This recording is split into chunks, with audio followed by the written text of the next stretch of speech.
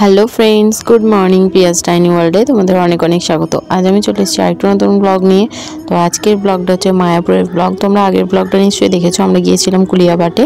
তো এটা হচ্ছে মায়াপুর। আমরা একদম ভোর 4টের সময় মন্দিরের সামনে চলে এসেছি। এখান থেকে এবার তিলক করে নিয়ে মন্দিরের ভেতরে ঢুকবো।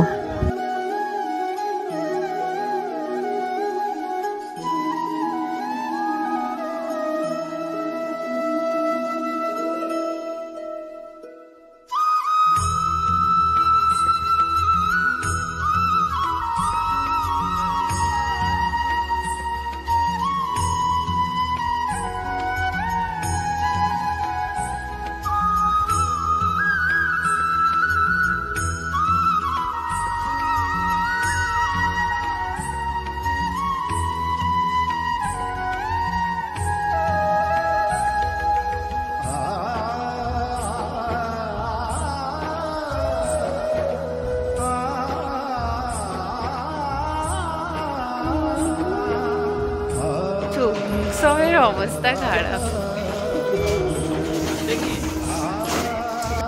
তো আমরা এবার গেটের ভেতরে ঢুকছি। এখান থেকে কিছুটা হেঁটে তারপর মন্দিরে যেতে পারবো।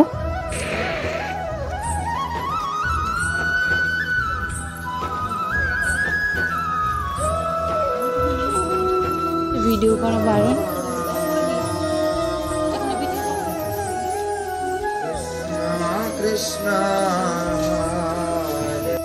আমরা যে টাইমটা গিয়েছিলাম ওই সময় ভোরের আরতি শুরু হচ্ছিল, সেই জন্য ওখানেও আরতি হচ্ছিল ঢুকতেই, আর মেন মন্দিরেও ওই টাইমে আরতি হচ্ছিল। কিন্তু ভেতরে তো ক্যামেরা অ্যালাউ করেনি, তাই জন্য আমি কিছুই দেখাতে পারলাম না।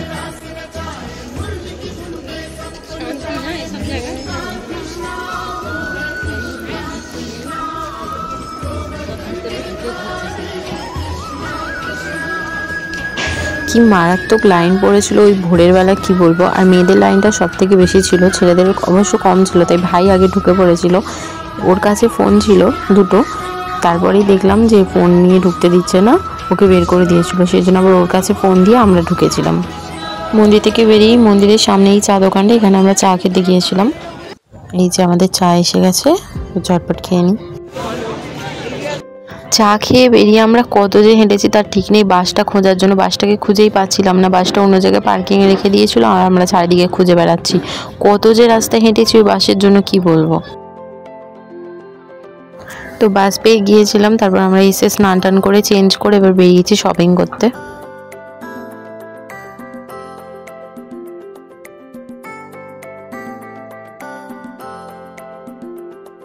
আমার অনেক দিনের ইচ্ছা ছিল ওখানে গিয়ে একটা গোপী কিনবো, কিন্তু এই ধরনের গোপী না আমি আর কোথাও পাইনি। ওখানে একটু দাম বেশি বলছিল, কিন্তু আবার রিপিট এখানেই আমাদের আসতে হলো কেনার জন্য, কারণ অন্য কোথাও এই গোপীটা পাইনি। এখানে যে পাড়ের যে কাজটা আছে, একটা লেস বসানো আছে, এরকম আমি কোথাওই পাইনি। ওই মায়াপুরের পুরোটাই মার্কেটটা ঘুরেছি, কিন্তু এরকম গোপী কারো কাছেই ছিল না, যে কারণে আবার রিপিট এসে এখান থেকেই নিলাম। এই তো ব্লু পাড় আছে পিঙ্কের সাথে। এই যে দেখো, এই গোপীগুলো নিয়েছি, পার্লেরটা রেড পাড়, আমারটা পিঙ্ক পাড়। তো কেনাকাটি করে আমরা আবার মন্দিরের দিকেই যাচ্ছি। ওখানে গিয়ে খাবারের টিকিট করব, কারণ দুপুরে খাবারটা আমরা মন্দিরের প্রসাদই খাবো। আর এই যে দেখো, এগুলো হচ্ছে টিকিট কাউন্টার, এখান থেকে টিকিট কাটতে হয়।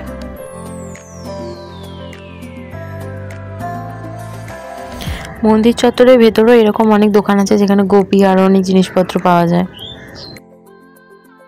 মন্দির থেকে বেরিয়ে আমরা রোড ক্রস করেছি টিফিন খাবার জন্য। তো এখানে দেখো, দুটো গজরাজের দর্শন পেয়ে গেছি সেই মুহূর্তে আমরা। আর একদম আমরা দর্শন পেয়েছি মন্দিরের সামনেই। ওখানে দুটো বাচ্চা ছুটে ছুটে আসছিলো দাঁড়াও দাঁড়াও বলে, হাতিগুলোকে খাবার খাওয়াবে বলে। ওই যে ওরা দুজনও ওই ওদের পেছন পেছন যাচ্ছে বিস্কুট খাওয়াবে বলে।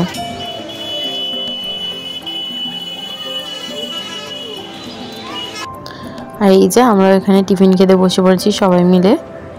পেটাই পরোটা আর ঘুগনি ছিল।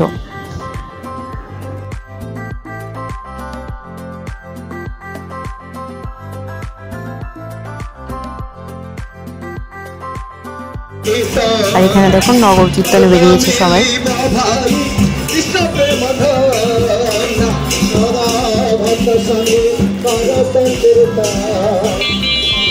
আমরা বাথরুমে স্নান করেছিলাম, যেখানে গাড়ি রেখেছিলাম ওখানে। কিন্তু যারা নদীতে স্নান করতে চাইবে তাদের জন্য এখানে একটা ঘাট বানানো আছে। আমরা যেখানে বাস পার্কিং করেছিলাম তার ঠিক উল্টো দিকেই ছিল, তো এখানেও অনেকে স্নান করছিল। আর আমরা যে গোপীগুলো কিনেছিলাম সেগুলো পরে এবার আমরা বেরোচ্ছি নবদ্বীপ যাওয়ার জন্য। আগে খাবো, তারপর আমরা ওখানে থেকে নবদ্বীপে যাব। তো আমরা এখন ফের মন্দিরের ভেতরে যাচ্ছি দুপুরের খাবারটা খাওয়ার জন্য। তো আমরা প্রথমে তো খুঁজেই পাচ্ছিলাম না কোথায়, পুরো মন্দিরটা বোধহয় আমরা ঘুরপাক খেয়ে নিয়েছি, তারপর অবশেষে পেয়েছি। আর এটা বোধহয় মন্দিরের ফ্রন্ট হবে, এখন কাজ হচ্ছে এখানে। আর এটা হচ্ছে একটা সমাধি মন্দির, এটার ভেতরে আর আমরা ঢুকিনি কারণ খাবার টাইম হয়ে যাচ্ছিল, ওখানে একটা টাইম দিয়ে দিয়েছিল আমাদের, সেই কারণে আর এখানে ঢোকা হয়নি। তো চারিদিকটা খুবই সুন্দর, আর অনেক মানুষ উঠছিল, উপরে উঠে সবাই ছবি টবি তুলছিল।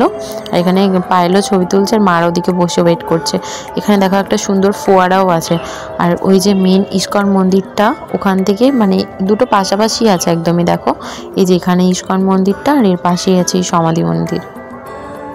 আর এই যে এখানে আমরা খাবারের লাইনে দাঁড়িয়ে পড়েছি। আর এখানে জুতো রাখা নিয়ে যা ঝামেলা হলো কি বলবো। আর এই যে দেখো এটা হচ্ছে কুপন, মানে টিকিট কাটার পর এই কুপনটা দিয়েছিল। আর এই যে এখানে সব খেতে বসে পড়েছে, আমরাও সব পাশাপাশিই বসে পড়েছি এখানে। আর এইখানে মানে প্রথম যে ভোগটা দিয়েছিল, ভোগে যে খিচুড়িটা এত সুন্দর স্বাদ কি বলবো, মানে এরকম খিচুড়ি আমি সত্যি কখনো খাইনি। আর খাবারগুলো প্রত্যেকটাই খুবই সুন্দর ছিল। আর আমি খেতে পারছিলাম না বলে অল্প ভাত নিয়েছিলাম বলে ওখানে যারা খাবার ছিল তারা আবার বলছিল আমাকে যে তুমি এত কম খাও। তো যাই হোক, খাওয়া দাওয়া হয়ে গেছে, আমরা বেরিয়ে যাচ্ছি। আর জুতো রাখতে গিয়ে যে ঝামেলাটা হলো সেটা হলো ওখানে কাউন্টার ছিল, আমরা রাখতে যেতে বললো 12টা বাজেনি, তাই রাখা যাবে না, কিন্তু কাউন্টার খুলে বসেছিল। তো খেয়ে দিয়ে আর হাঁটার এনার্জি নিয়ে আমরা টোটোয় উঠে পড়েছি ফেরিঘাট যাওয়ার জন্য। আমরা যাবো নবদ্বীপ। প্রথমে আমরা এসে এই ঘাটটায় নেমে গিয়েছিলাম, এখানেই নৌকা এসেছিলো একটা, ওটার মধ্যে উঠে বসে পড়েছিলাম। তারপরে ওই নৌকার লোকজনগুলোই বললো যে এটা নবদ্বীপ যাওয়ার নৌকা নয়, তোমরা ভুল জায়গায় উঠে পড়েছো, ওটা ওই পারে গিয়ে টিকিট কেটে ওখান থেকে ভ্যাসেল ধরতে হবে। তো এই যে এখান থেকে টিকিট কাটতে হবে, 10 টাকা করে টিকিট, ভাই কাটছিল টিকিটটা। তারপর আমরা এই যে এখানে আমাদের ভ্যাসেল চলে এসছে, আমরা উঠে পড়েছি।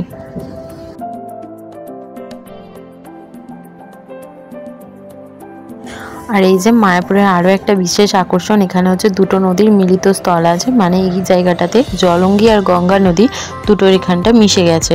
তো একটা জল একটু কালো মতো আর একটা একটু সাদা রঙের, যে কারণে বোঝা যায় যে দুটো জল আলাদা আলাদা, একটা একটু ঘোলা আর কি। তো এখানটায় বোঝা যাচ্ছিল পুরো এই জায়গাটাতেই। দেখো ওই দিকটা কালো আর এই দিকটা একটু সাদা হয়ে আছে। তো একটা জলঙ্গি নদী আর একটা গঙ্গা নদী।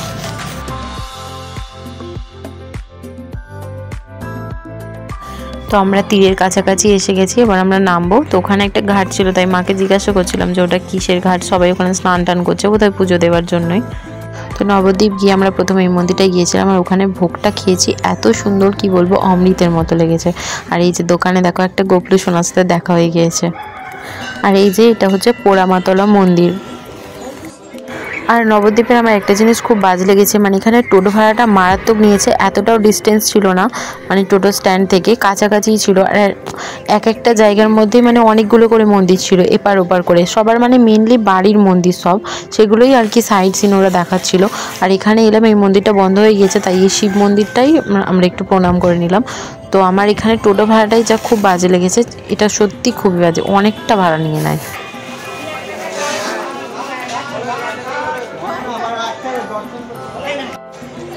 খতম। তো হয়ে গেছে আমাদের নবদ্বীপ ঘোরা, এবার আমরা ফিরে যাচ্ছি মায়াপুরের দিকে। আর দূর থেকে দেখো মন্দিরটা দেখা যাচ্ছে, আর আমি ওটা দেখাবো বলে ক্যামেরাটা অন করলাম, আর উনি গিয়ে সামনে দাঁড়িয়ে আছে, কিছু বলতেও পারলাম না। আমাদের গাড়িটা অনেকক্ষণ থেকে বেরোনোর চেষ্টা করছিল, কিন্তু পেছনে আরও দুটো গাড়ি দাঁড়িয়েছিল, যে কারণে গাড়িটাকে বের করতে পারছিল না পার্কিং থেকে। তো অবশ্যই সে গাড়িগুলো সরিয়েছে আর আমরা বেরিয়ে পড়েছি। তো আজকের ব্লগটা এই পর্যন্তই ছিল। যদি ব্লগটা তোমাদের ভালো লেগে থাকে তো লাইক কমেন্ট শেয়ার করে দিও, এবং অবশ্যই আমার চ্যানেলটিকে সাবস্ক্রাইব করে দিও। তো টাটা, দেখা হবে নেক্সট ব্লগে। তোমরা সবাই খুব সাবধানে থেকো, সুস্থ থেকো। আর ভিডিওটা কেমন লাগলো অবশ্যই কমেন্টে জানিও কিন্তু।